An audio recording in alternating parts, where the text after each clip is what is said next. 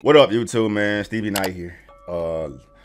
Candace Owens been clocked in, ain't it? She been working out here.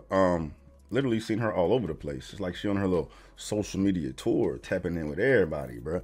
And I have received a lot of feedback regards to this specific appearance she had on Destiny's channel. Two totally opposing figures, you know, ultra right, ultra left, means to a explosive conversation, I would imagine. And that's before y'all even told me anything about it, bro. But got some timestamps here to focus my energy on.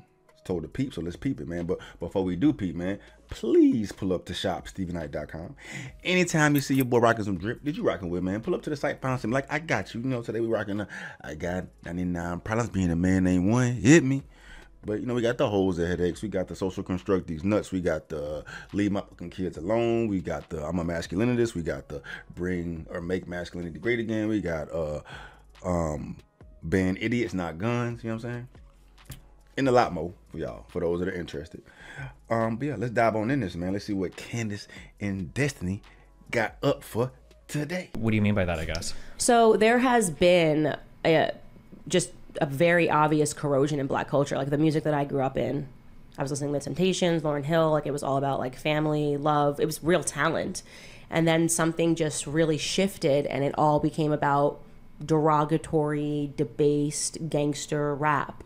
And it's the change that I've noted in a lot of my commentary. And, you know, I think other people have, like I asked the question, there's a really, in my view, disgusting artist, just in terms of the stuff that she publishes and the photos that she publishes, named Sexy Red, who they're now making a thing, right?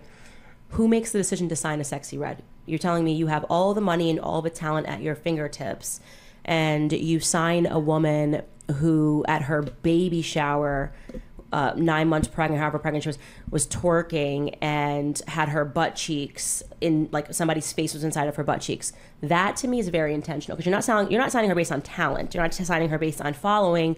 You're signing her because it's filth, and you're perpetuating this filth into my community. So it's just something that I've noticed, something that I talk about often, that we're intentionally being sold crack, it feels like. You know? So that was a bar, because that's so true. It's definitely what it is, bro. We see what this type of music is doing to society? I mean, she said there's a corroding in Black culture because of it. Just like the crack epidemic corroded the Black community back in the day. It's literally the same shit. It's literally the same shit, bro. Anyway, me and Candace on the same page. I definitely want to see what Destiny has to say about this. I'm trying to think of which direction I want to go. Any direction you want. I'm an open book. Yeah, you're fine. There are like two kind of different ways of viewing this. And I feel like you fall more to one side, then I'll go my side, and then we can kind of see if we can iron out or figure where we are at, I guess, in the middle here. I feel like when you look at the evolution of, when we say like degenerate Black culture or degenerate Black music, I think we're generally talking about like the beginning of hip hop and rap, and then kind of the evolution of that going forward, coming away from like the R&B singers and everybody like in the 50s, 60s, 70s, whatever, right? Yeah. But hip hop isn't always filth. But yeah, I get your point. But that seems like we're the general. generalizing. Yeah. It feels like when I look at music, or if I look at music that people create, oftentimes the music is a reflection of their circumstances. And you can see, especially as America and the Black communities became more conscientious maybe of the ghettos that they'd been kind of pushed into, or the policing situations that they'd had to be a part of, or drugs destroying their communities, et cetera, et cetera. And then those people turning to crime, that you also see the music and the art kind of reflect those conditions. And then those pieces of art that get created. This is so bad. This is so terrible. Victimhood, right? She's painting us as a victim, which is one side of this terrible argument he's making. But what's worse is that this is what he thinks of Black culture. Black culture is as a victim of these circumstances that would manifest into the likes of Sexy Red. That's clown shit, bro. There's no environmental setting. There's no lack of mobility. There's no lack of resources. There's no lack of anything in the black community that would manifest itself into one Sexy Red, bro. That was a plant. I can see how he could get to this point of view, but still, that's what he thinks of the black community, to use this as a cop out to explain the Sexy Red dilemma. They're just victims of their circumstances. They don't know no better. That's fine, but how does she become so polarized, and how does she become so successful? Because the black community is feeding into it, because they can relate to what the fuck she's going through? Absolutely not. Absolutely not. Come on, Candace. Get his ass. Just get his ass. Especially the music end up being like worldwide popular. Like the most popular genre of music in the world is like hip hop and rap. So when I look at people pushing certain stuff today, I'm like, okay, well, we got two really big, in my opinion, I went to school for music. I don't know if you talk about the saxophone or whatever. So we got two really big contributions to the world of music from America. One was jazz, that came basically from the black community. And then the second was like rap and hip hop. Rock. These forms of music become popular. People see that it's popular. They want to get involved. Obviously, the money men, the people on top, they want to kind of continue to push this because it's popular, and everybody around the world consumes it.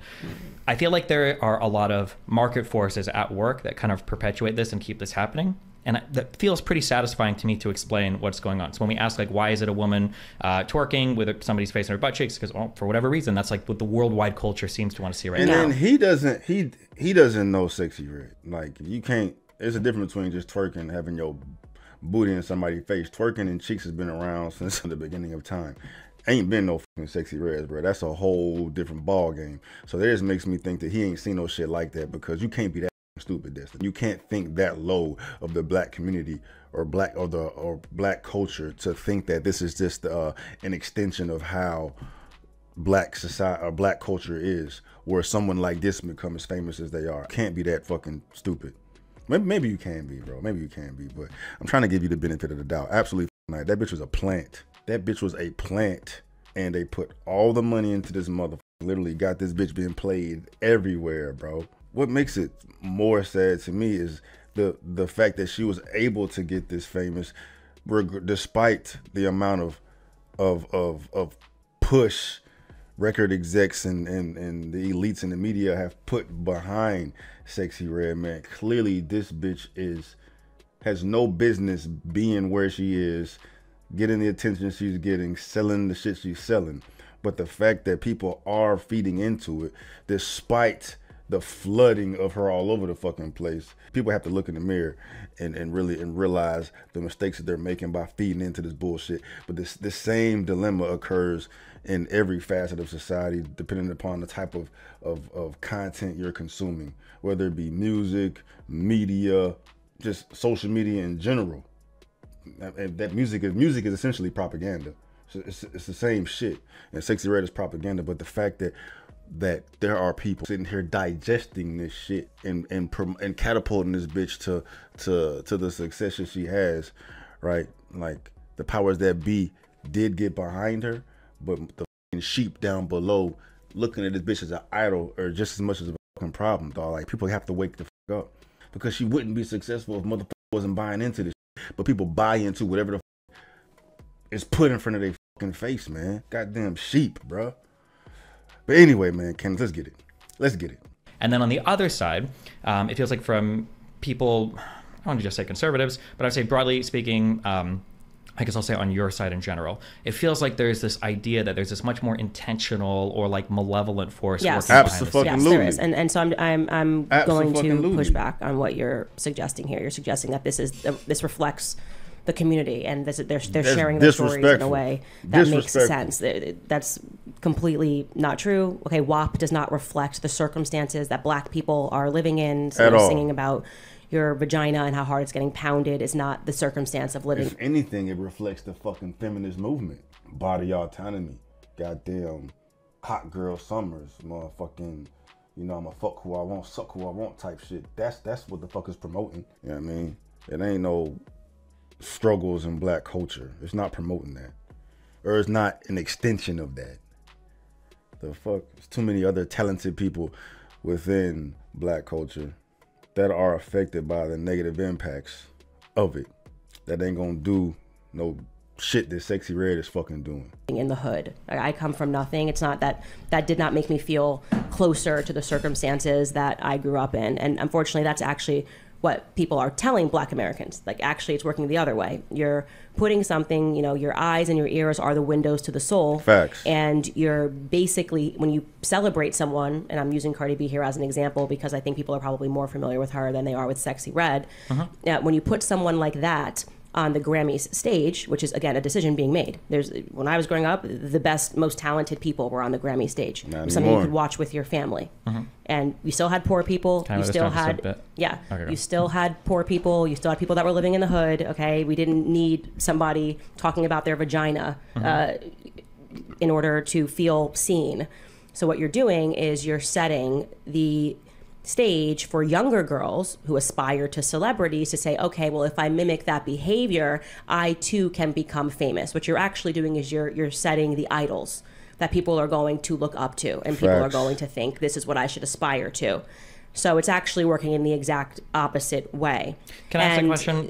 In that like evolution of things, so if we look at like WAP in particular, hasn't it generally been the case that music is always kind of pushing these sexual boundaries? So it might have been Elvis grabbing his crotch and dancing. It might have been Michael Jackson's dancing is incredibly suggestive, if you've seen that.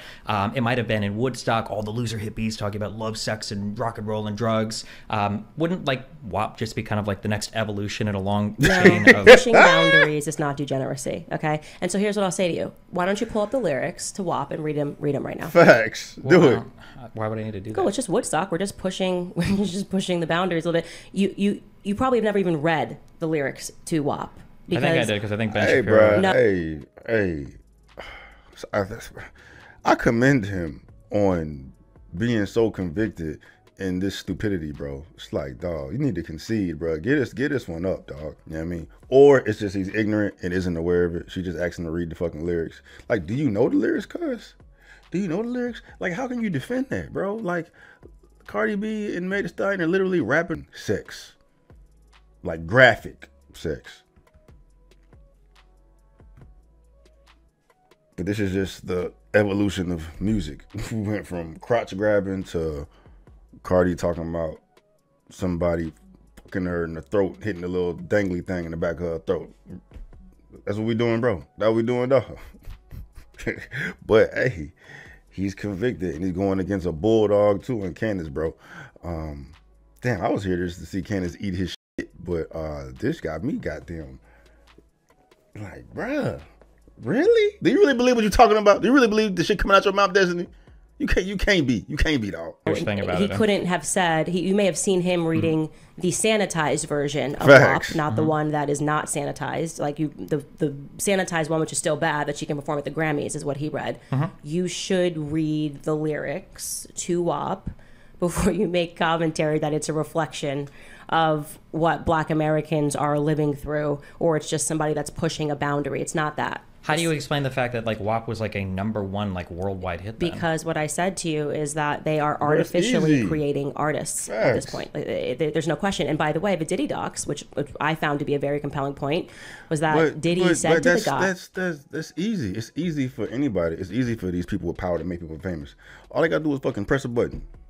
Press a button. Put the money behind this motherfucker, they gonna be famous. Look at Ice Spice. This bitch is not talented one bit.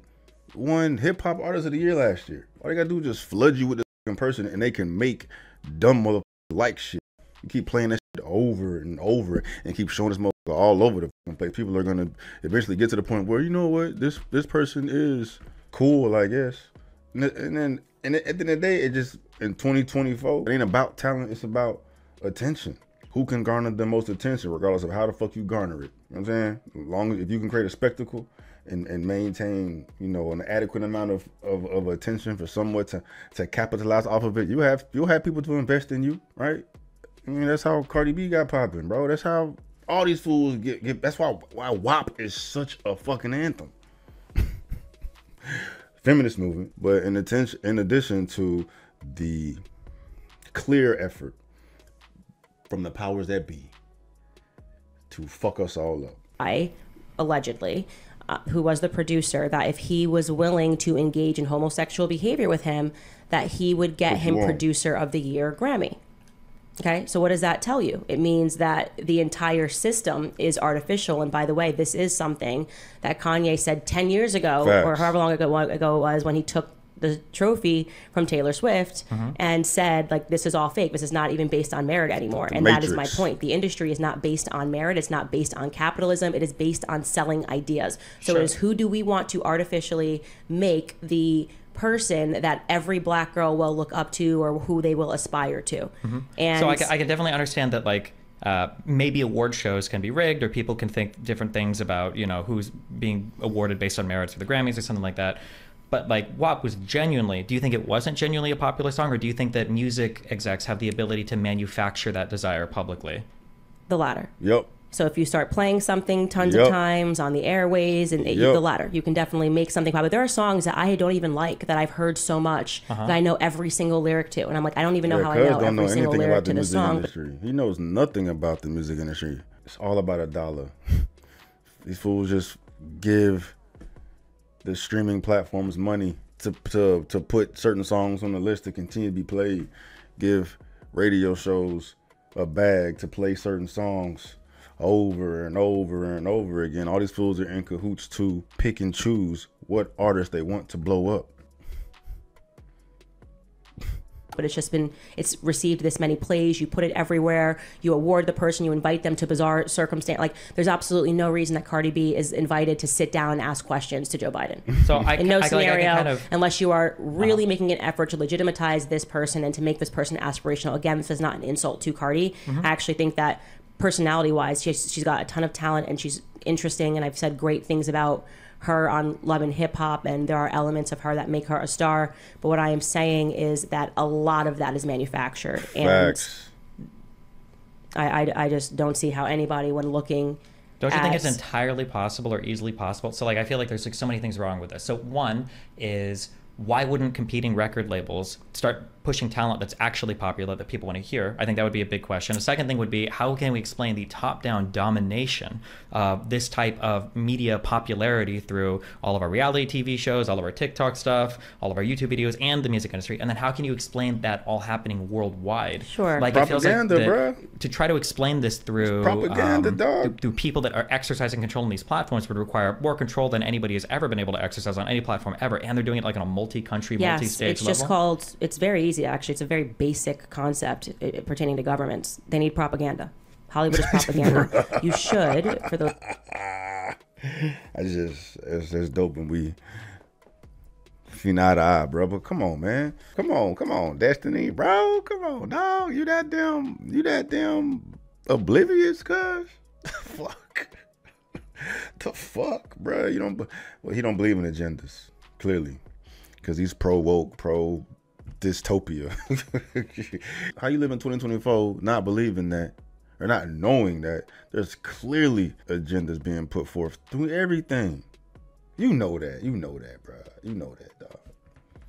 You know that, man. Those of you that are watching this live, go listen to the conversation that Joe Rogan had with Cat Williams, where he talked about all of this. And he said, I know you think that you're being entertained. And this is somebody that comes from inside of the industry. And he starts talking about the Diddy stuff, the idea that in order to climb higher, you kind of have to engage in nefarious behavior, and how he was collecting all of this information, and he was speaking out about what was happening inside of the industry. And he said it is twofold. You might be being entertained, but they are making decisions about what will entertain you. And a great circumstance in which he presented that as evidence of that is transgenderism. And he asked hold on. He asked a question which should be answered. He said to Joe Rogan, and he laughed about it. He was like, a guy wears a dress on the red carpet, okay? And then the media tells you how great he wore the dress. And he's like, he said, tell me one situation where he didn't wear the dress wonderfully, when he didn't wear the dress in a way that was amazing. It's because they have all agreed that this is the narrative. And then he talked about the fact that the record execs also own the publications that are saying that something is amazing or something is not amazing. And that is just plain old-fashioned propaganda. So you don't necessarily need to detach what we're talking about from your concept of what governments are interested in.